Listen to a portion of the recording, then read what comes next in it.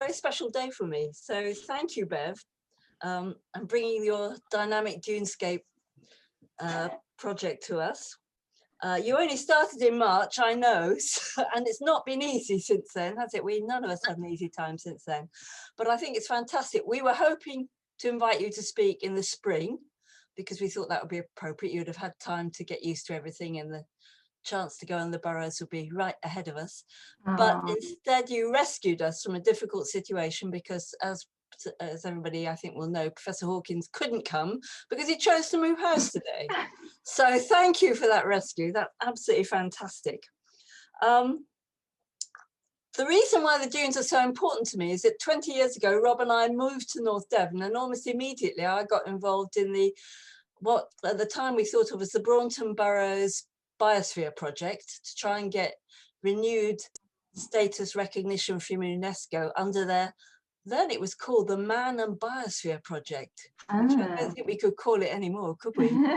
But it was trying to broaden the interest in what was a phenomenally biodiverse and exciting dynamic dune system and bring it into the community and relate it to the community. And I was totally wedded to that, and that was fantastic. But I must admit, I've drifted away from it a bit since then, lured by the sea.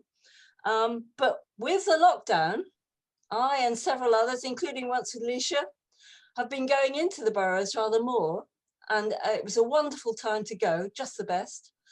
And I also saw quite a few people working on assessing the biodiversity and actually doing some physical management. And so I'm longing to hear more about that. It reminded me that when I first started on the project, I was trying to assess how important the biosphere was, and the Burrows was as the biosphere as we then conceived it. And I got hold of a name of somebody called Professor Arthur Willis, who wrote the book on dune ecology. He was, I think, over 80 by the time I got hold of his name. And I just rang up his last university and said, where can I find him? They said, oh, he'll be in the lab. So I got to speak to him in the lab, and he was, and we chatted. He'd been at Bristol University, where you were, where my father was, and indeed he was an old friend of my dad's. Amazing circularity. So he then gave me some support, said Braunton Burrows was one of the best dunescape systems in the country, possibly the world. Well, that was a great claim. I was really thrilled, mainly because it was convenient for Bristol, more convenient than most major dunescape systems were for Bristol. But that takes me back to introducing Bev, about time too. She did her degree at Bristol University in wildlife conservation, largely spent at Bristol Zoo, great. And she says she has her favorite habitat is coastal habitats. So that links her to us, and it links us to dunes and Coastwise. She worked with the RSPB. She's done ecological surveying and marine project work. She's been here with us since March on a 3-year project covering sites in England and Wales. And her work is supported by the National Lottery Heritage Fund and the EU Life programme. And she works with partners so numerous that if I was to tell you, you'd say, shut up, Paula, let's hear from Bev. So let's hear from Bev, and thank her very much for coming to talk to us. Thank you, Bev. Thank you, Paula. What a lovely introduction. Okay, yeah, so I'm here from the Dynamic Dunescapes Project. And this is a very ambitious project. As Paula said, it is funded by the Heritage Lottery Fund and EU Life. And the reason is it's here to restore some of the sand dune systems that we have in the UK and Wales. And this is for the benefit of wildlife, also for people and communities that live and rely on the sand dune systems. So we are targeting some of the most important sand dune systems in England and Wales. So if you look at this map here, it shows the areas and locations that we're actually going to be working across in England and Wales. So there's 34 sites that are going to benefit from the project. Now, the work at each site is led by one or two of the project partners. So in North Devon, we're mainly going to be working at Braunton Burrows and Woolacombe sand dunes as well. But also you mentioned Croyd.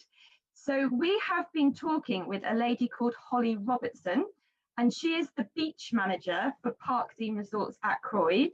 And she also looks after the sand dune system there, and she's really keen to get involved with the project. So we are hoping to incorporate Croyd into the project as well. So that's brilliant news.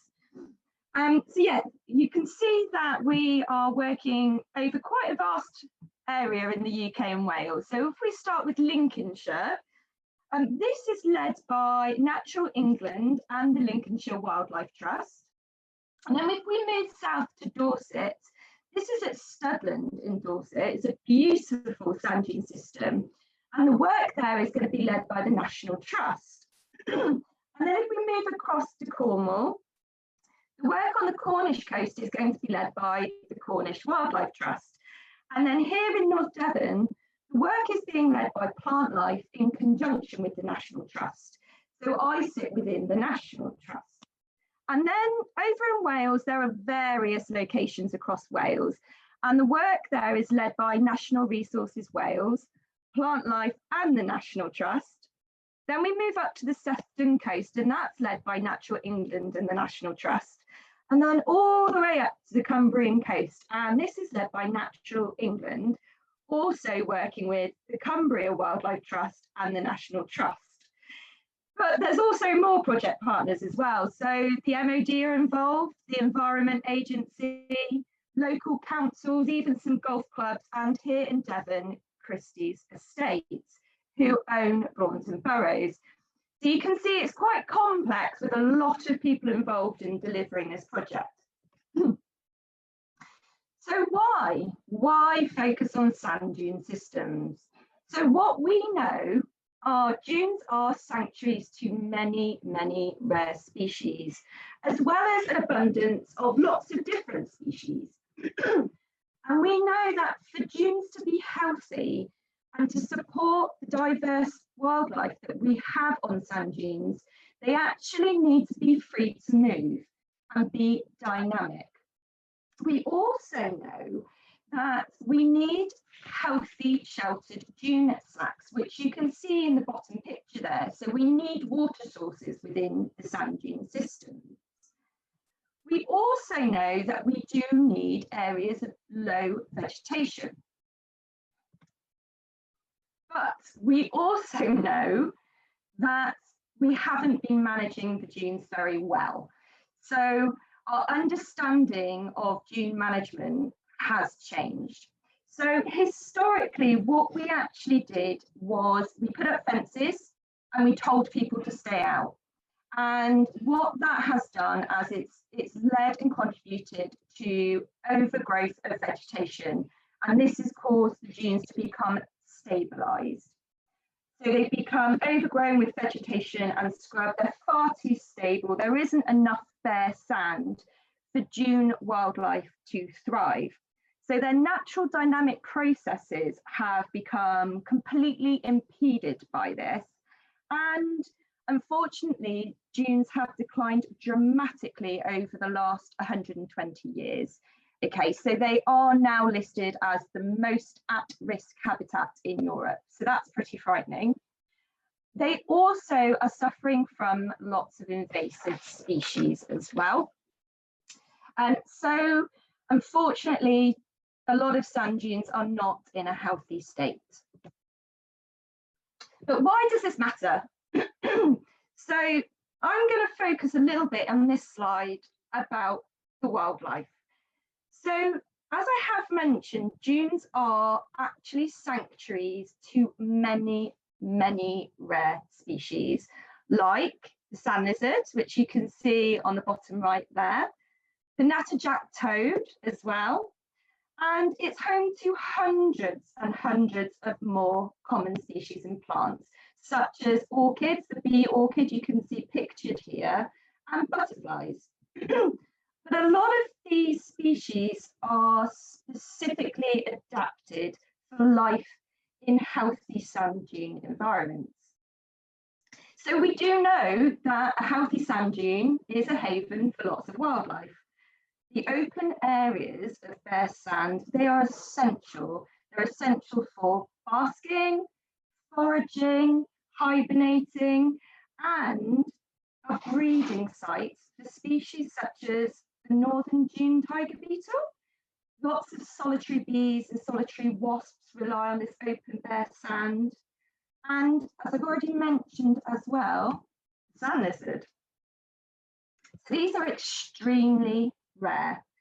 And they're extremely rare because they've lost their habitat.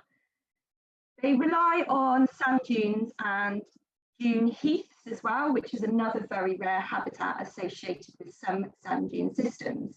And they're very, very restricted now to just a few isolated areas.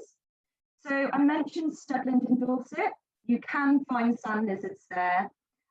Some places in Hampshire and Surrey. But what the sand lizards do is they dig burrows out of the sandy soil, and they dig them for shelter and also for hibernation. So they require mature sunny habitats, but also this open, undisturbed sand to lay their eggs. So reintroduction programmes have helped actually establish new populations of sand lizards in the UK and Wales. And we're actually looking at the viability of introducing sand lizards to Woolacombe sand dunes. So they are at Braunton Burrows. I haven't seen one at Braunton Burrows, but they are there. And we are looking at whether we could viably have a healthy population at Woolacombe sand dunes. So we're looking into that as part of the project at the moment. So that's pretty exciting. Another species that has been enormously affected by the damage done to sand dunes is this. One of my favourites, actually, the small blue butterfly. So very much a species associated with sand dune systems and coastal regions as well. Excuse me. So this is our smallest resident butterfly. I think often it's overlooked, actually, because although it's called the small blue butterfly, it's actually a bit dusky in colour. It's absolutely tiny, this lovely little butterfly. And it's confined to very, very small isolated patches where you find its plant, the kidney vetch. So the small blue butterfly is completely reliant on kidney vetch in all stages of its life cycle.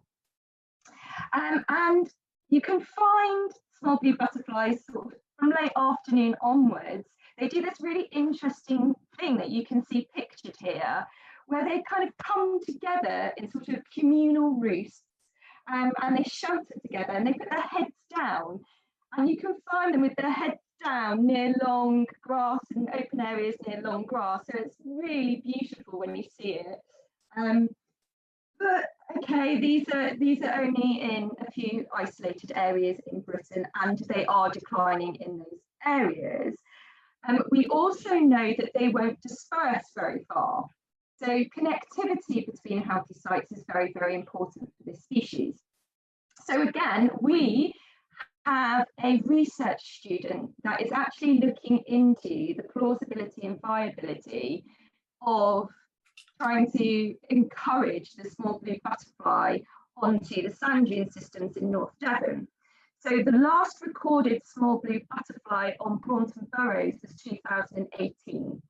So it hasn't been seen or recorded since, and it's never been seen or recorded at Woolacombe sand dunes or Croyd sand dunes.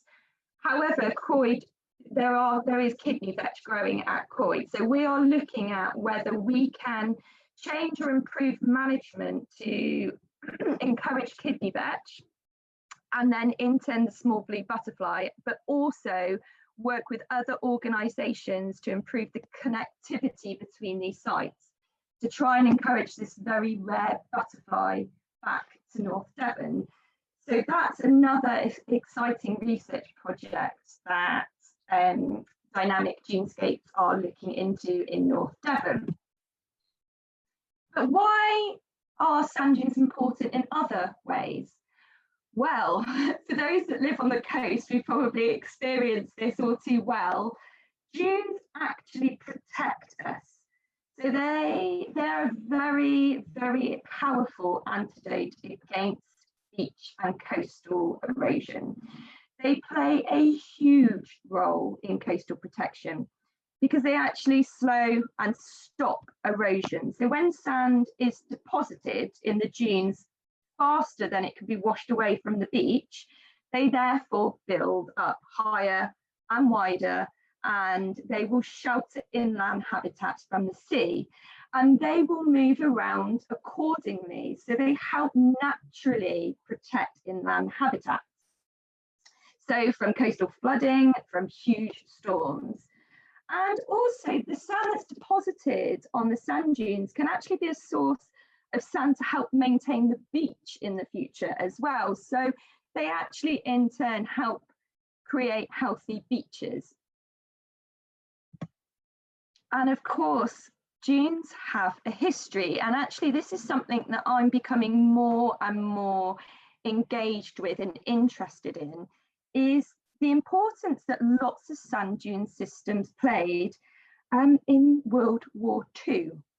So they were, especially in North Devon, so Braunton Burrows and Woolacombe sand dunes were enormously important as training sites for the Normandy D-Day landing. So every bit of the sand dunes were covered with these relic boxes, these pill boxes with soldiers, with wire, with training happening. So these D-Day landings, they were very, very ambitious exercise rehearsals to prepare them for the Normandy D-Day landings. And this is because the beaches here and the sand dune systems here actually replicated the beaches in Normandy where they were going to be landing. So really, really important. And you can still see relics at Woolacombe sand dunes and Braunton Burrows. So the picture here, I actually took this one. I thought it was of a pillbox, but someone actually said that it wasn't. I think it was more of a shelter apparently, but it gets uncovered and then recovered at Woolacombe all the time. So very interesting. So I'm actually going to talk a little bit more about how dunes are formed and why this is actually important. So I'm going to look at this dune formation, and what we call this is the successional stages. So this helps us to understand a little bit more about the stabilisation process and why over-stabilisation at certain parts of this successional stage is actually very bad. So typically there are 7 stages to a dune life cycle. The youngest part, if I've got my little here, so this will form very, very close to the beach. And this is the youngest part. So this will be the youngest part here of the sand dune system. So what actually happens is waves, they will come and they will push sand up onto the beach. And this sand is picked up and it's blown by the wind. But when this sand hits obstacles, so debris, often on the strand line, you'll find lots of debris, the sand starts to get trapped. And as it gets trapped, it accumulates and starts to build up. So it starts to form dunes.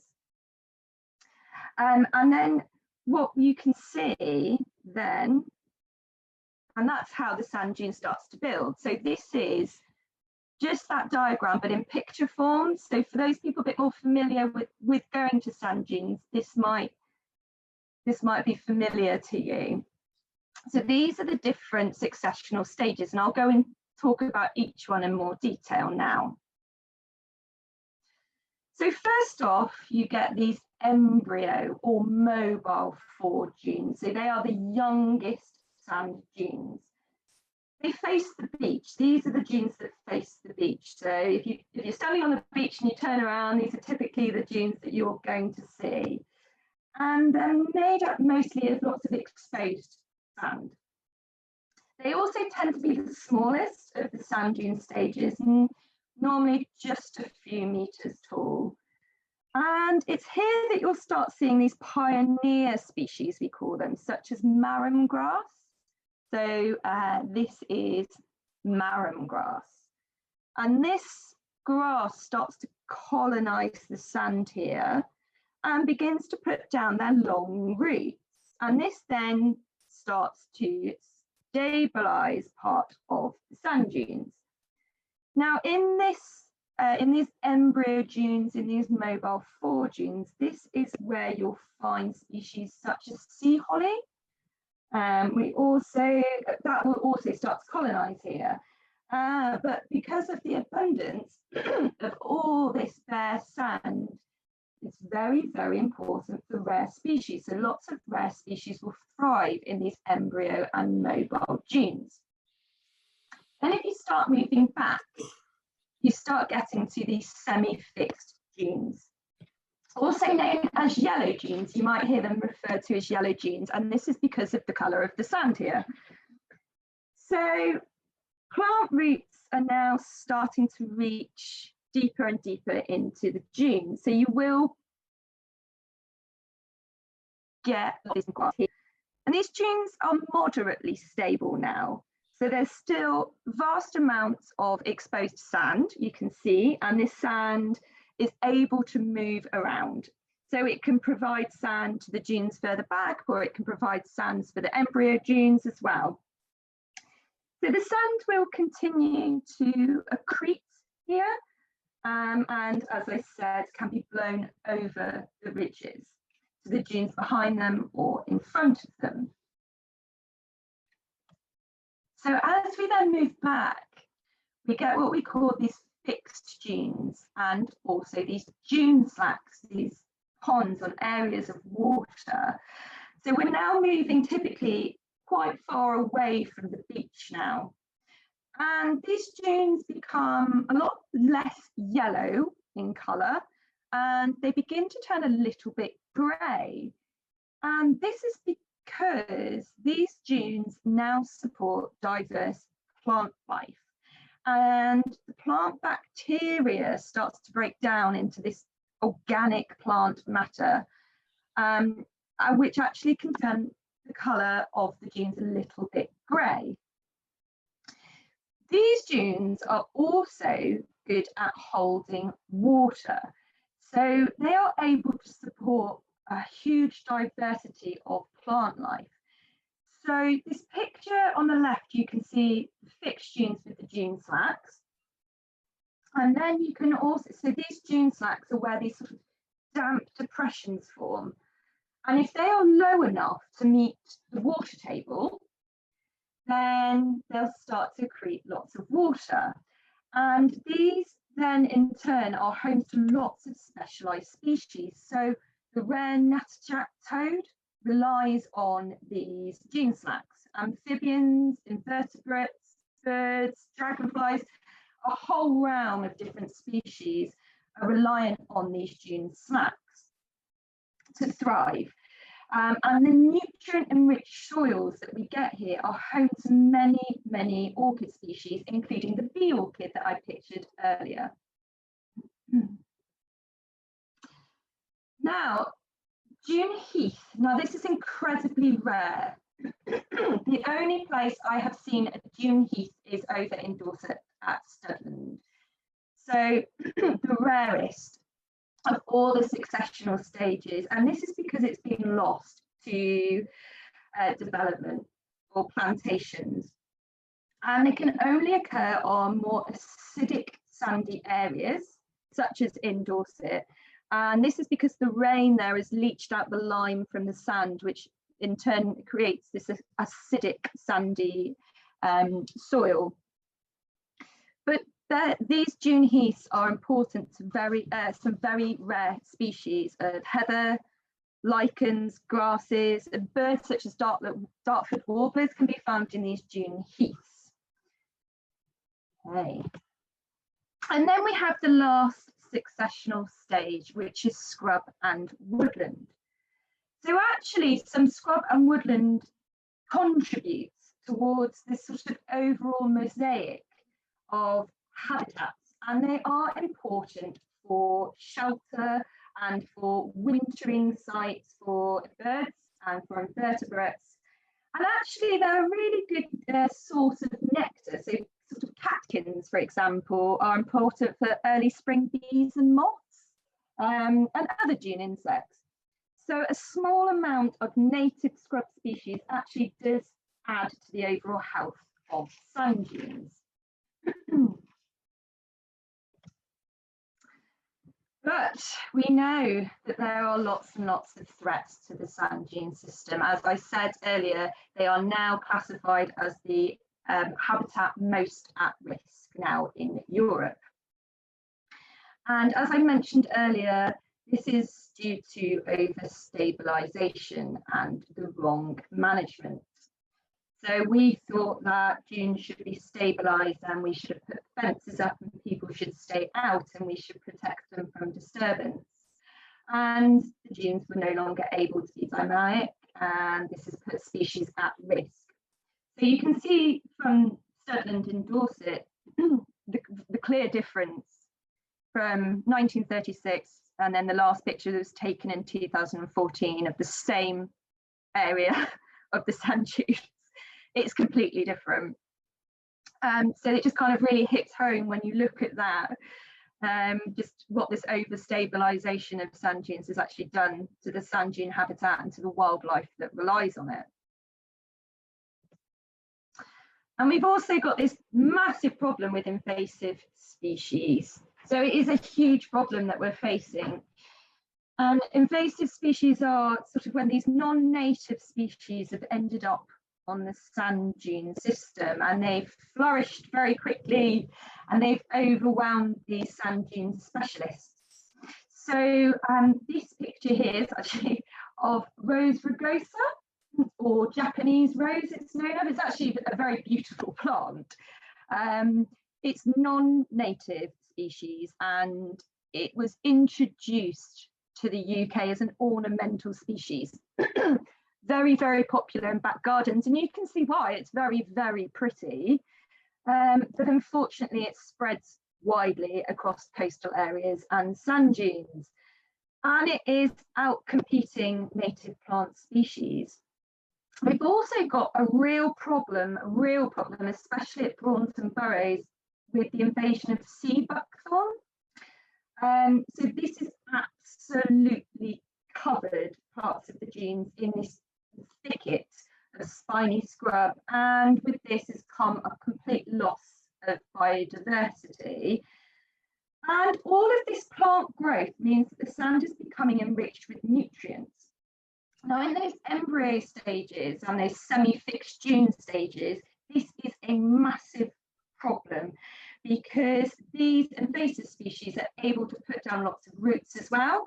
So they're over-stabilising the sand dunes as well as putting lots of nutrients into the ground.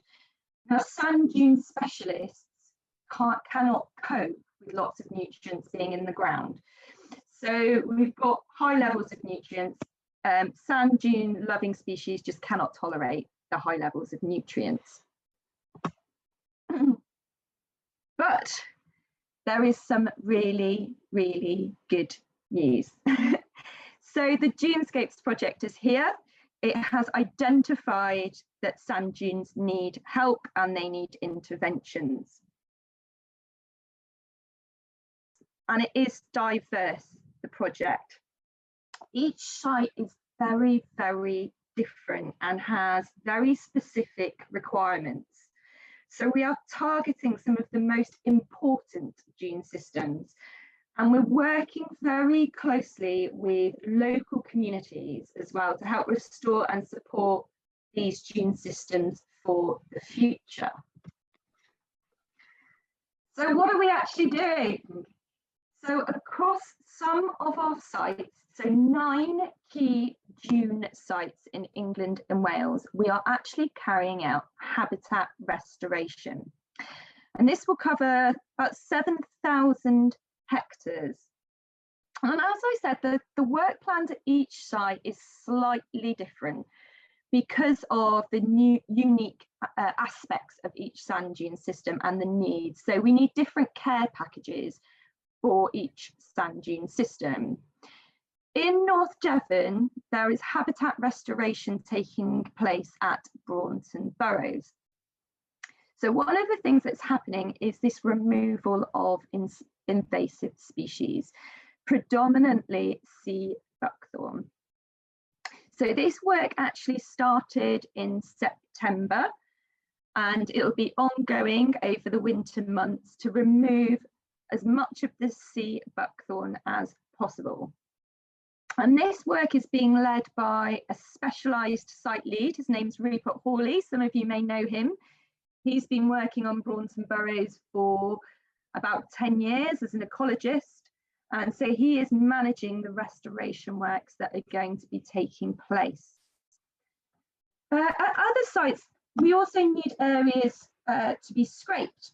So what this involves is removing a layer of that rich organic material that is covering the sand. And then some sites will benefit from more extensive rejuvenation techniques. So notches being created. So you can see here the creation of these dune slacks and ponds and notches. And this is really, really important. So these will be created using tractors. And all of these techniques have the aim of creating more air sand to allow the dune wildlife to flourish. Okay. Another technique that we are using is grazing. So a lack of grazing and natural grazes has also accelerated a loss of dune habitats and has impacted on species such as the silver-studded blue butterfly and fen orchid really benefit from grazing. At Woolacombe sand dunes, the National Trust, in conjunction with a tenant farmer, introduced this kind of new pioneering invisible fencing system. So this was introduced about 3 years ago now on Woolacombe sand dunes. And what they've done is they've introduced these lovely North Devon red cattle, ruby red cattle they're called. And these ruby red cattle, you can see, all have these collars. And within these collars will emit a signal. So what we've done is we've buried cables under the sand dunes so you can't see them. And these cables, if these cows approach those cables, it will emit a little shock here, which tells the cow not to go any further. So the cows, it's really clever, but these cows weren't just put out there and expected to know what that means. They were trained for a long time before they went onto the dune system. So this is a really clever way of being able to have these beautiful grazing essential animals on the sand dunes without physically putting up fences. Now, grazing is really, really important. So the cows, they are very curious creatures. They will move around the sand dunes. They will break down the dense scrub and they will get inside that dense scrub and they'll move around and they will create areas of their sand and their ground for us. And as they're walking, they're disturbing the ground and creating this, breaking down the scrub. So they're just fantastic. And this is something that humans wouldn't be able to do in the same amount of time that grazing animals can. So for us to mechanically go in there and remove this scrub as successfully as these grazing animals can do just couldn't happen. So these are really important for managing our sand dune systems. And on Woolacombe sand dunes, there is an area that the ranger who manages Woolacombe, Josh, was showing me that there's actually just low vegetation. And he was explaining that just 3 years before, that was scrub, that was up to my shoulders. And that's no longer there because of the cows grazing in just 3 years. So they're really, really fantastic, really, really fantastic. And we've also got engagement officers. So this is my engagement team. So we are spread across the UK and Wales. So over in Wales, we have David here. And all of us sit within different host organisations. And the idea of this is that we're sharing knowledge amongst ourselves and amongst these organisations. So it's really valuable that we are gaining expertise from each of these organisations.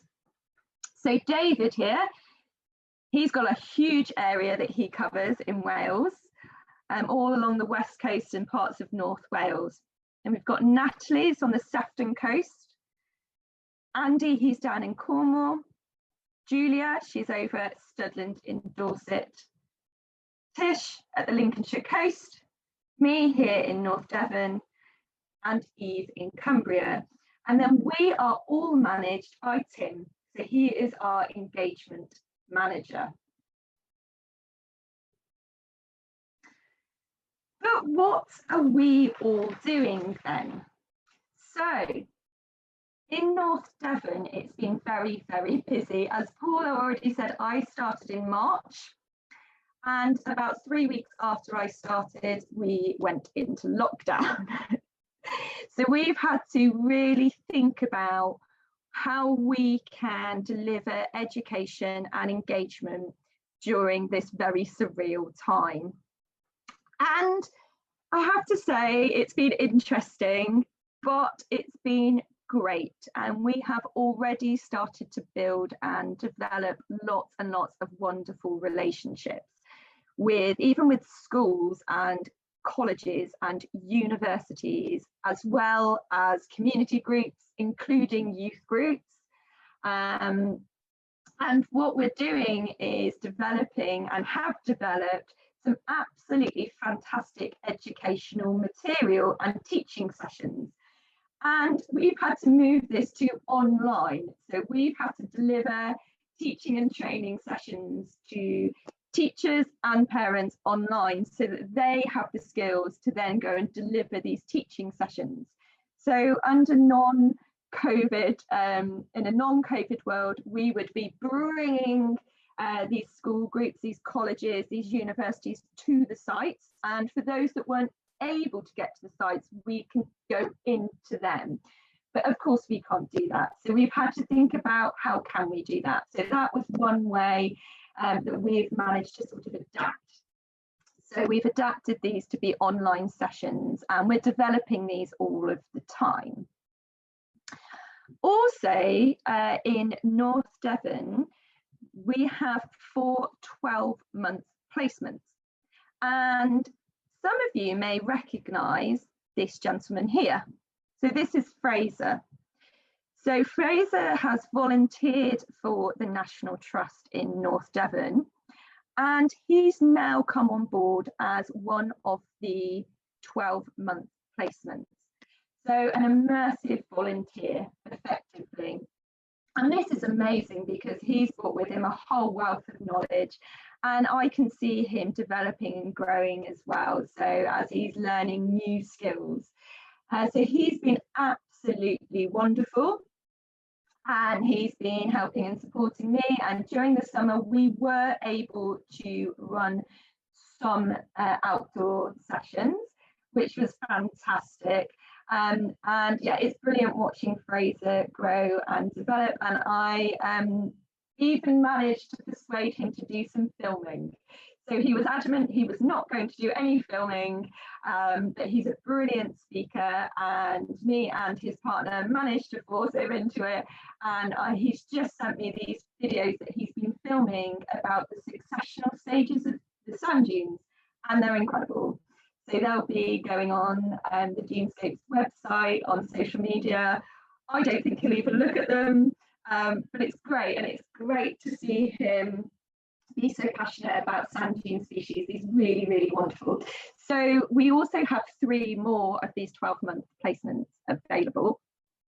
We also have 10 one-month placements as well, which is really, really exciting. So this can be anybody who just wants to get experience, whether it's because it's part of an academic course or just because they want to get experience.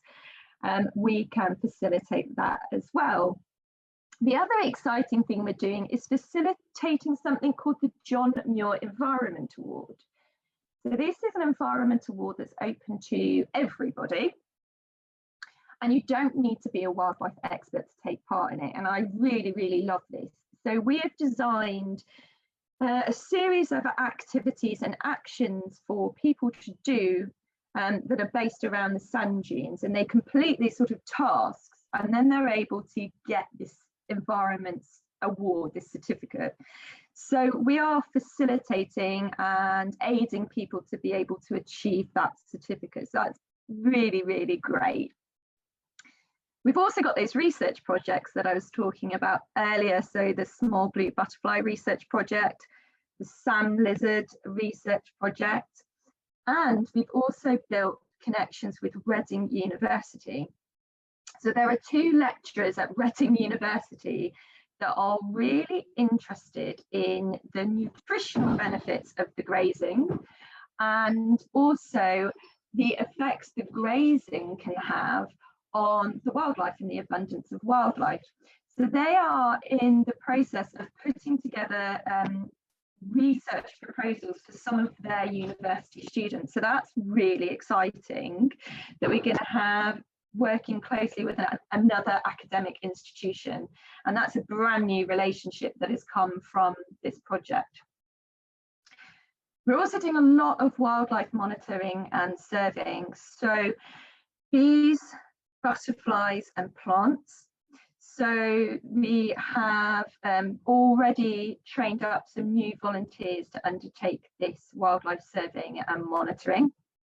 And this links into something called a citizen science project that we are also running within the project. So with the work that's happening at Braunton Burrows, we need to know whether it's effective or not. We need a way of monitoring the effects of it. And one of the ways that we're doing that is through an app. So it's a Dynamic Dunescapes app that you can download to your phone. And as you're walking around the dunes, you can record the species that you see onto this phone, onto this app, and that will get sent to a central database. So we are able to look at this data that's being collected and see the changes that are happening at Braunton Burrows. So we can identify and record these changes. We've also, of course, are undertaking this habitat management. So over the winter, we were going to be running work parties to help us start removing some of this scrub.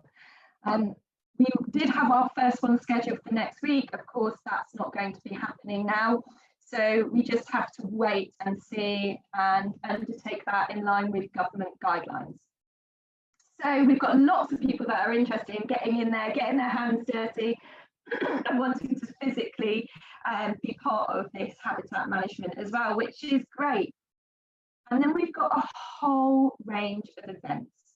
So again, under non-COVID times, we would be running lots of guided walks and talks. So anything, we actually had stargazing and star photography lined up. Lots of events such as making bug homes and self-guided nature trails. So we're also looking into the possibility of geocaching on the dunes. So this is a really popular activity. So that might be something that we introduce to the dunes as well. And one thing that we are looking into a lot at the moment is working with the local dog walking community to encourage, I guess, more reasonable, sensible actions around dog walking and the effects of dogs on the dunes.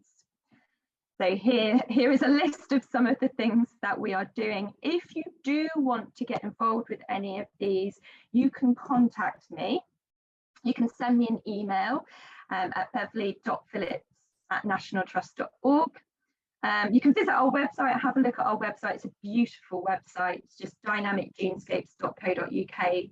So this is ways that you can get involved in the project. Or if you know anyone that you think would be interested or would benefit from any of the things that I've talked about, the John Muir Award or the research projects or the placements or just coming along on any of our work parties, if you're interested in coming along to any of the walks and talks that we will be organising on the dunes, just get in contact with me. So you can email me at beverly.phillips@nationaltrust.org, and also visit the website as well at dynamicdunescapes.co.uk. It's a beautiful website.